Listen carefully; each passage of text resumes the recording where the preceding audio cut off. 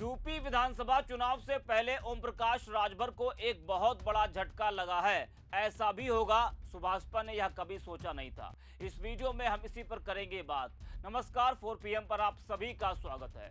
दोस्तों, उत्तर प्रदेश की सियासत में चुनावी सरगर्मी अब साफ महसूस होने लगी है। यूपी विधानसभा चुनाव में 1 साल से भी कम का वक्त बचा हुआ है। जैसे जैसे विधानसभा चुनाव नजदीक आ रहे हैं, वैसे वैसे राजनीतिक दलों ने अपनी रणनीतियों को धार देना शुरू कर दिया है। बयानबाजी तेज होती जा रही है, जमीनी समीकरण साधे जा रहे हैं और सबसे अहम, नेताओं के पाला बदलने का दौर भी अब रफ्तार पकड़ता दिख रहा है। इसी कड़ी में एक बड़ी राजनीतिक हलचल सामने आई है, जिसने सुभाषपा अध्यक्ष और योगी सरकार में मंत्री ओम प्रकाश राजभर को एक बहुत बड़ा झटका यूपी विधानसभा चुनाव से पहले दिया है। पार्टी के यूपी प्रदेश अध्यक्ष प्रेमचंद्र कश्यप ने अपने पद से इस्तीफा देकर न सिर्फ संगठन को झटका दिया है, बल्कि पार्टी से भी किनारा कर लिया है। जी हां, सुभाषपा के यूपी प्रदेश अध्यक्ष प्रेमचंद्र कश्यप ने सुभाषपा छोड़ दी है और सुभाषपा छोड़ने के बाद फौरन उन्होंने वीआईपी पार्टी ज्वाइन कर ली है। यह सिर्फ एक इस्तीफा नहीं है, बल्कि चुनाव से पहले सुभाषपा के लिए एक बड़ा सियासी झटका माना जा रहा है। यह दोस्तों, सुहेलदेव भारतीय समाज पार्टी के प्रदेश अध्यक्ष प्रेमचंद्र कश्यप ने पार्टी से इस्तीफा देकर मुकेश सहनी की वीआईपी पार्टी को ज्वाइन कर लिया है, जिसको लेकर सुहेलदेव भारतीय समाज पार्टी ने भी बड़ा दावा किया है। वो भी आगे आपको हम बताएंगे। आपको बता दें कि अप्रैल 2022 में प्रेमचंद्र कश्यप को सुभाषपा का प्रदेश अध्यक्ष बनाया गया था। प्रेमचंद्र कश्यप के इस फैसले को पूर्वांचल की राजनीति में राजभर वोटों को लेकर अहम बदलाव के तौर पर देखा जा रहा है। प्रेमचंद्र कश्यप ने अपने इस्तीफे में लिखा कि मैं अपने पूरे होश हवास के साथ सुहेलदेव भारतीय समाज पार्टी के प्रदेश अध्यक्ष के पद और आजीवन सदस्यता से इस्तीफा दे रहा हूं। सुभाषपा से इस्तीफा देने का ऐलान उन्होंने सोशल मीडिया पर किया। इस्तीफा देने की वजह बताते हुए उन्होंने आरोप लगाया कि एनडीए सरकार में कैबिनेट मंत्री होते हुए भी पिछले समाज के लोगों पर अत्याचार और 17 पिछड़ी जातियों के आरक्षण जैसे मुद्दों पर ओम प्रकाश राजभर चुप रहे। उन्होंने कहा कि जब सरकार में नहीं थे तो ओम प्रकाश राजभर हर दिन आरक्षण पर चिल्लाते थे, लेकिन अब एनडीए सरकार में कैबिनेट मंत्री रहते हुए आरक्षण जैसे मुद्दे पर चुप्पी साधे हुए हैं। उन्होंने कहा कि अपने समाज और 17 पिछड़ी जातियों के आरक्षण के हित में उन्होंने यह फैसला लिया है। उन्होंने यह भी कहा कि वह प्रदेश अध्यक्ष के पद पर घुटन महसूस कर रहे थे। वहीं दोस्तों, सुभाषपा के मुताबिक प्रदेश अध्यक्ष को पार्टी विरोधी गतिविधियों के चलते बाहर किया गया है, जबकि उन्होंने खुद इस्तीफा दिया है और राजभर पर बड़े आरोप भी लगाए हैं। सुभाषपा नेता अरविंद राजभर ने कहा कि बीते कुछ सप्ताह से वह पार्टी विरोधी गतिविधियों में शामिल रहे थे। दोस्तों, आज सत्ता की आंखों में आंखें डालकर पत्रकारिता करना मुश्किल हो गया है।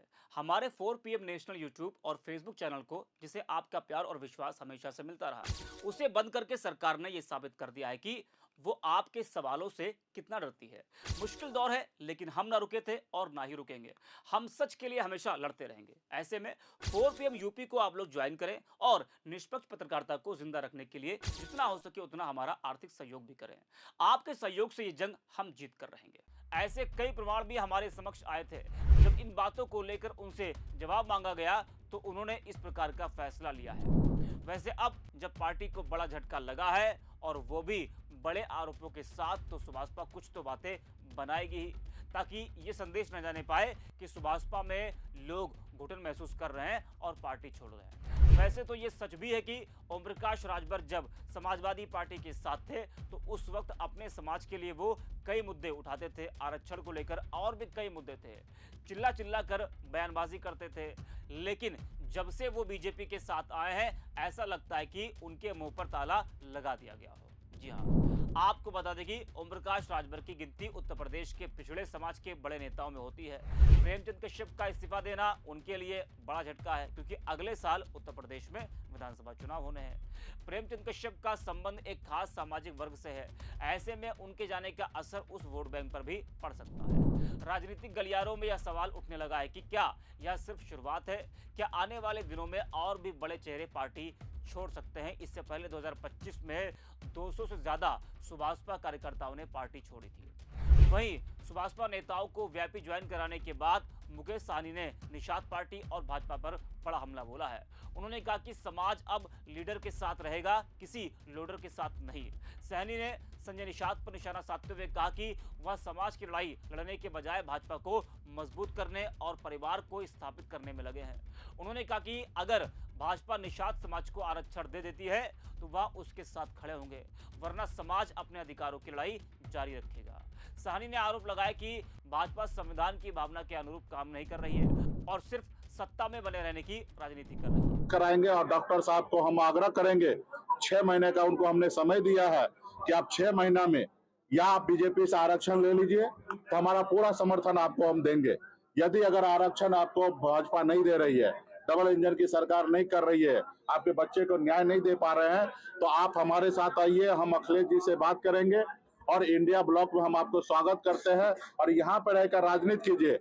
और जब प्रदेश में सरकार बदलिएगा 2029 में आदरणीय राहुल गांधी जी के नेतृत्व में देश में सरकार बनेगी, तो राहुल गांधी जी से हमारी बातचीत हो चुका है कि आने वाला समय में ये आरक्षण का जो पैमाना है वो निषाद को आरक्षण मिलेगा। जिस देश में जाति आधारित गणना किया जाएगा, जिनकी जितनी संख्या उसको उतनी हिस्सेदारी दी जाएगी, 50% का दीवार को तोड़ा जाएगा। ये आरक्षण ऑलरेडी हमारे आदरणीय राहुल गांधी जी का मैनिफेस्टो में 2024 के में ही था, तो उस मिशन के साथ जुड़े हैं। हमको पता है कि राहुल गांधी जी की सरकार बनने के बाद निषाद का आरक्षण लागू होगा, तो अभी इसके लिए एक मिशन हमने स्टार्ट किया।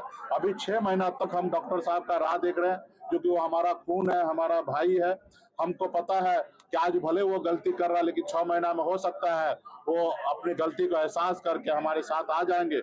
हम चाहेंगे कि उत्तर प्रदेश का राजनीति तो हमारे डॉक्टर साहब करें, हम बिहार की राजनीति करें, वहां पे हम रहकर अपना काम करें, अपने लोगों को संरक्षण दे, क्योंकि कोई एक व्यक्ति का काम नहीं है कि पूरे देश में अपने लोगों को संरक्षण दे। तो आने वाले समय में हम उम्मीद कर रहे हैं, हमें पूरा विश्वास है कि वो मेरी बात मानेंगे। नहीं मानेंगे तो फिर देखा जाएगा, युद्ध के मैदान में उतरेंगे।